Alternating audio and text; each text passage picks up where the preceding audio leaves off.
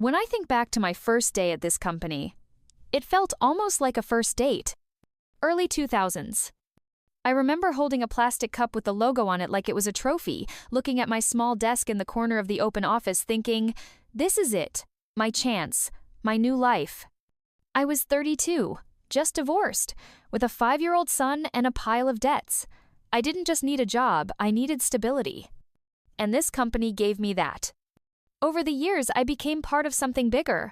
I wasn't just coming in from 9 to 5. I lived this job. Watched the city outside change, saw the old computers in the office replaced by laptops, logos change, people leave, and new ones arrive. When the market crashed in 2008, we stuck together, worked nights to keep client contracts alive. When the management changed in 2012, our team helped the new managers adapt. I was the one who explained how things really worked here, without sugarcoating. When the company switched to new systems, I was the first to sign up for the automation course and taught junior analysts. Even though I was scared of pressing the wrong button, I kept moving forward. In 20 years, I never took a real sick day. Even when I broke my leg, I worked from home with a laptop on my knees. I was the person who bought pizza during reporting weeks, made the coffee myself, and stayed until midnight just to meet the deadline. I was a mentor to interns, a confidant for colleagues, a helper for those going through divorces, losing parents, or burning out. I often heard, if you don't know something, go to Melissa, she'll definitely help. And I helped, without expectations, without complaints. I didn't make loud announcements. I didn't ask for raises every 6 months. I just was. Always. The company became like family to me. We celebrated birthdays in the kitchen corner, hung garlands on monitors at Christmas, pooled money for coffee and toys for the orphanage. I knew the names of my colleagues' kids, and they knew my son's name. I thought I had found my place. Not flashy, not trendy, not loud but stable, reliable. A place where I was valued not for trends but for who I was. And that's why everything that happened next was not just a blow to my career. It was betrayal. Like a loved one looking you in the eye and saying, you're no longer needed here. But before that, I truly believed we were one team. That loyalty was not just a word in the company mission. That if you gave your life to something for 20 years, it wouldn't betray you at the first chance. I was wrong. The first warning sign was him. The new boss. Young, charismatic, wearing a perfectly tailored suit, holding the latest iPhone, radiating confidence that far outweighed his experience. Sam Bennett, 33 years old, came from a startup in San Francisco. HR sent out a fancy email with the headline, "Welcome to our new transformation leader." Transformation, such a wonderful word, especially when you don't know who's going to be transformed first. I remember the first meeting with him. The whole team gathered in the conference room. I sat in my usual spot by the window. He walked in holding coffee and didn't even nod in my direction. He just started talking, loudly, quickly, about KPIs, digital footprint, automation, dashboards, happiness metrics. On the slide behind him was the word innovate in all caps. He talked about new blood, agility, acceleration, and I caught myself thinking, there are a lot of us here, but he talks as if we don't exist. At first, I chalked it up to nerves. New role, new team. Everyone goes through this. I myself once couldn't even say the word budget without trembling. But then it started. He began holding mini-meetings quick, morning briefings of 15 minutes. But only those under 30 were invited. Interns, juniors, new managers. When I asked if I could join, he smiled as if I had asked if I could play PlayStation with the kids. He said, "Melissa, it's just a beta group. We'll adapt it for everyone later." Later, of course, never came. At one general meeting, I raised my hand to suggest simplifying reporting. I thought, since he's so into digitization, he'd be interested. But he looked over his cup and asked with a slight smirk, "You're still using Excel?" Some laughed. Some looked down. I stayed silent. Because yes, I used Excel. I knew it like the back of my hand. And those hands had pulled the company out of reporting hell more than once. But for him, it wasn't knowledge or experience. It was old-fashioned. He started reviewing all processes, reassigning tasks, avoiding me altogether. Projects I had led for years suddenly became available for rotation. I started getting meetings I used to attend by default, now marked optional. He personally posted in our Slack channel. The team is about to go through optimization. We need to move fast without ballast. The word ballast sounded again, but this time in writing. Not directly about me, of course, but everyone understood what he meant. And that's when I first felt it. Like standing on a ship you helped build for 20 years. And suddenly the captain orders you thrown overboard. Quietly, quickly, with a smile. At first, I tried to justify him. Young.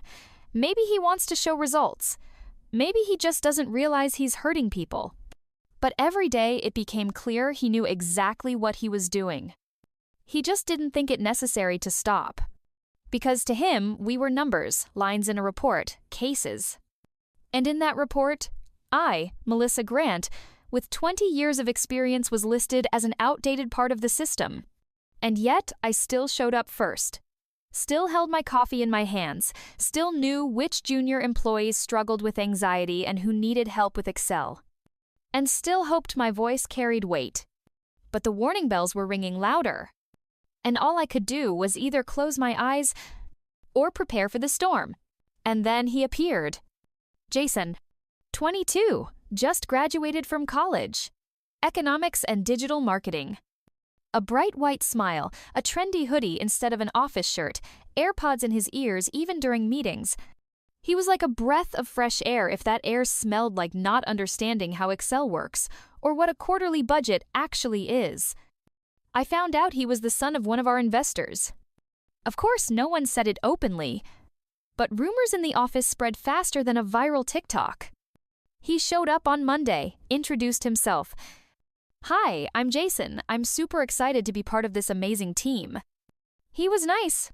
Really. Smiled at everyone, gave out fist bumps generously, and said, "That's dope," to every idea, even when it made no sense, and went against basic principles of financial reporting. At the first meeting, he mixed up gross margin with net profit, and when I offered to help him figure it out, he said, "Thanks, Melissa, but I think I'll just Google it." Google. Of course. Why listen to a woman with 20 years of experience when you can ask ChatGPT? When I saw him putting together a table for the report, I almost had a meltdown. He designed it in Canva, with pink sticky notes and an animated header, for a quarterly financial report, with animation. But what shocked me most, no one said a word. On the contrary. Sam, our innovative boss, announced loudly. Now that's what I call a fresh perspective. We could all learn a lot from him. I watched my colleagues nod, some out of politeness, some out of fear, and I clenched my teeth. Because all these years I had saved this team so many times. I saved them from fines, manually reconciled data when the system crashed, stayed up all night. And now they admired a guy who types with 2 fingers and thinks KPI is something like NFT. He kept talking about bringing team culture into a TikTok format. Suggested filming motivational reels in the office. One day, he came up to me with his phone, turned on the camera, and asked, "Melissa, what's one thing you'd tell your younger self about work-life balance?" I barely held back from saying, "Don't believe that loyalty to the company is a guarantee. It's just a way to become convenient." But I smiled. Because I'm an adult. And he's the investor's son, mentored by the CEO, with 14,000 followers on TikTok. Stability wasn't valued anymore. Hype was. A week later, Sam started reshuffling tasks. The projects I led were temporarily handed over to Jason so he could get some practice. I was left with reports nobody wanted to touch. No thanks, no explanations. That evening, I overheard Jason in the kitchen saying to someone, "She's sweet, like classic office mom vibes." Classic office mom. After 20 years, after sleepless nights, after surviving 3 leadership changes, 2 crises, a pandemic, and automation. They looked at me like I was furniture, and at him like he was the future. And at that moment, I truly felt I was being replaced. No longer part of the team. Just a story soon to be forgotten. It was a Friday meeting. A small conference room on the third floor. Sam, the new boss, sat across from me wearing that flawless corporate mask, no emotion, just perfectly rehearsed sympathy. Next to him, an HR representative. Smiling, holding a folder, eyes avoiding mine. I understood immediately. From the silence in those first few seconds. From how Sam started talking about contribution, legacy, respect for experience. And then he said, "Melissa, we're restructuring the department, implementing more agile solutions, digital processes. Unfortunately, your position will be optimized." Optimized. As if I were an unnecessary line of code. As if 20 years could just be folded up like an outdated PowerPoint presentation. I didn't cry. I didn't yell. I just asked, "And who will take my place?" They exchanged glances. And HR said, in a calm, steady voice, "We want you to help with the transition. Train Jason, he'll take over some of the tasks you handled." Train. Jason. The guy who asked yesterday what the difference between net profit and gross margin was. The guy who makes charts in Canva and suggests corporate TikTok challenges. I was supposed to hand over everything I had built over the years. Teach him all those outdated methods that, by the way, saved this department during crisis years. Explain reports he wouldn't understand even if he spent a week on them. Do this for 2 weeks. As if I were just a bridge between the past and what they call the future. I asked one more question. Why am I the one being optimized? Why not someone who just started yesterday? The answer hit me like a punch. You're an incredible professional, but our company is looking forward. We need more flexible staff, people ready for unconventional challenges, digital challenges. Flexible. Digital challenges. I worked with systems they hadn't even seen. I adapted after every reorganization. I trained new people every year. I manually automated what their fresh perspective didn't even notice. But they had already made up their minds. They wanted a young cover, fast, bold, viral. HR handed me a paper. The date of my last day, my signature. They didn't even offer to keep me in another position. Just 2 final humiliating items. Knowledge transition. Exit interview. Do you know what word they wrote in the reasons? Resistance to change. Resistance to change. Funny, isn't it? I, who survived the arrival of SAP, leadership changes, 3 waves of layoffs, and accounting automation was now unsuitable. I left the room slowly, back straight. My head was buzzing. And then I heard Jason passing by, saying to someone in the hallway, "I guess they're finally modernizing this place." And at that moment I realized, this isn't about work anymore. It's not about restructuring. It's not about business. It's about how easily they can replace you. If you're too old, if you're too calm, if you don't make trends, but just quietly, responsibly do your job. And the worst part, they really thought I'd leave quietly. That I'd swallow it all, like everything else. But they were wrong. I don't remember how I got home that day. It was Friday, but everything inside me had frozen like winter had come in the middle of July. In my head, there was only one sound, a hum. Emptiness. Like in the office when the lights go out at 9 p.m. and you're alone on the whole floor. The shock didn't come immediately. At first, anger. At Sam. At this whole restructuring. At the entire spectacle of HR, smiles, and thanks for your contribution. But then the anger gave way to pain. Deep, sticky pain. I lay in bed staring at the ceiling. 5 a.m. 7 a.m. 3 sleepless nights in a row, just thoughts, just a heart pounding like it was still waiting for it to be a mistake. Waiting for them to call tomorrow and apologize. One thought kept spinning. What did I do wrong? I always tried. Helped the newbies even when it messed up my deadlines. Stayed late when some of the young ones rushed off for beer. Bought cakes for birthdays. Wrote support emails when someone else was let go. And yet I was optimized. Trained, experienced, loyal. For an intern who couldn't fill out an Excel sheet without Googling. What hurt the most, it wasn't Sam himself. I expected nothing from him. He didn't even really know my name. It hurt because of the others. Colleagues I once supported, whom I helped get through their first quarterly reports. Those who always called me the working heart of the office. Quietly turned away. No one wrote to me. No one came up. Silence. Because fear is contagious. Because in the new company culture, it's fashionable to keep your distance. Don't get in the way of progress, as they like to say now. I locked myself at home. Cancelled meetings. Didn't answer calls. The fridge held only orange juice and yogurt. The computer sat closed. Coffee went cold, half drunk.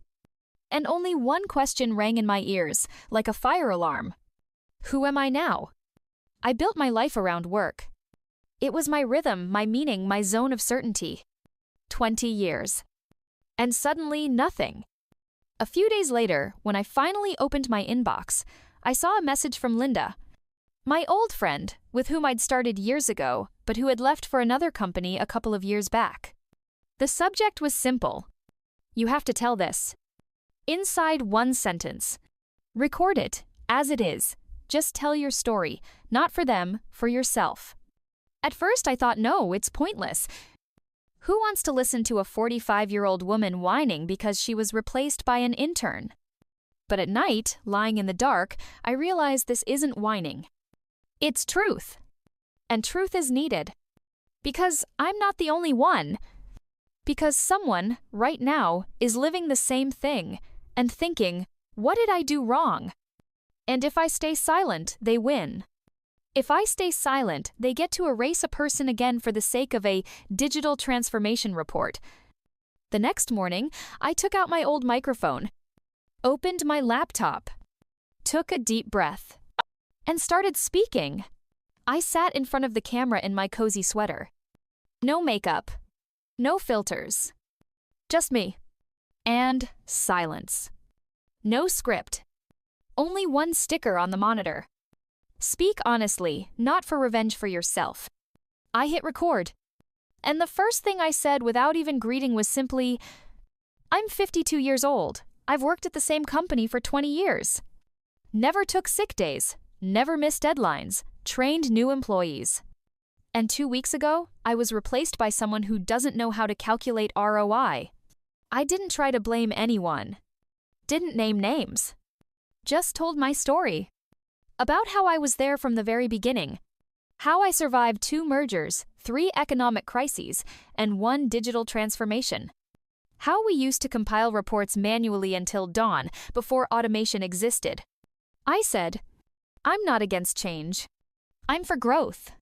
But when loyalty and experience become outdated, that's a warning sign. I spoke calmly. Too tired to be angry. The emotions came on their own, my voice shook, and at one point I even laughed through my tears. They asked me to train my successor. Jason, he's 22. A nice guy, probably, but in the first meeting he asked what a financial year was. I don't blame Jason, I blame the system where short trends matter more than years of experience. The recording lasted 12 minutes. When I hit stop, something inside me let go. I didn't know if I would post it. But in the morning, after rereading Linda's message, I thought, why not? I have nothing to lose. They already took everything. I uploaded the video to YouTube and shared it on Facebook. Under the post, I wrote, This is not a complaint. It's just my story. If you've ever felt unwanted, you're not alone. The first comment came in 15 minutes. Sounds like my mom's story. Thank you for saying it out loud. Then another. I've been in HR for 17 years. This kind of firing is a slap in the face to company culture. And then it all took off. Hundreds of views. Thousands. Then tens of thousands. Comments came from everywhere. Young people wrote, they're afraid of the future. Older folks shared similar stories. HR professionals said this needs to reach the wider community. One lawyer messaged me privately. If you want to challenge the dismissal, I'll help. No charge, just because it's wrong. And I realized my voice, even if shaky, was heard. Not because I shouted, But because I spoke honestly, without anger, without revenge, just the truth, I thought it would just be one video, one post and silence. But the next morning, my phone started going crazy.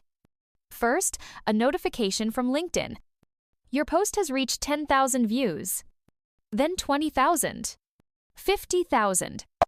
Then I saw someone had posted my video on TikTok. They clipped the part where I say, "I'm 52. I gave the company 20 years. I was replaced by someone who can't calculate ROI." Captioned it. This is what happens when experience becomes dead weight. And that's when it really took off. Hashtags started trending.